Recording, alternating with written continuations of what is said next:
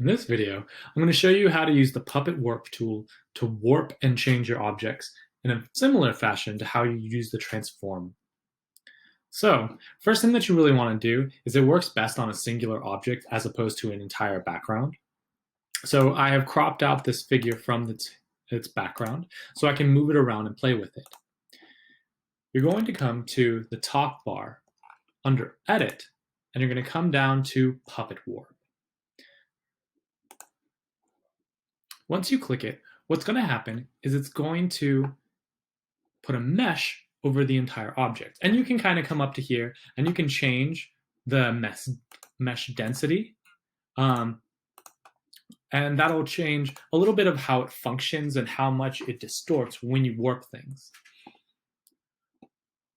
What this works like is you want to imagine a kind of a stretchy piece of fabric. Now, everywhere I put a pin in it, I can move that fabric around. But if I put a pin in another area and I move it, it stays linked to the other pin. And so I can stretch it out and I can put multiple pins in it to kind of play around with the design. I can also click on multiple pins at the same time by holding Shift and clicking that pin. So now I can move 2 pins at once. And if I hold Option, I can cut a pin away and it'll remove it. So I think I kind of like this figure looking like they're flying and falling downward as opposed to what I had them before.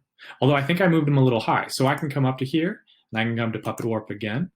I can put a pin in it and I can move it.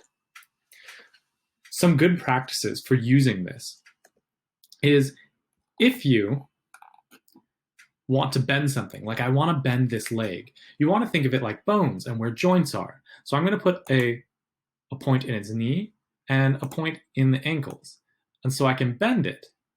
And you can see that other points are starting to wiggle and move a little bit too. So sometimes it can be helpful if you want something to not move, you put a couple pins in the area that you want to stay still. That way, it'll be hard for it to wiggle or move anything. And then I'll highlight the pin I want to move and then move it. I think the shin got bent a little bit, so I'm going to tilt that. And now I'm pretty happy with it. So once I'm happy, I can press Enter, or I can come up to here and press the check mark. And now it is changed. So that is the Puppet Warp tool.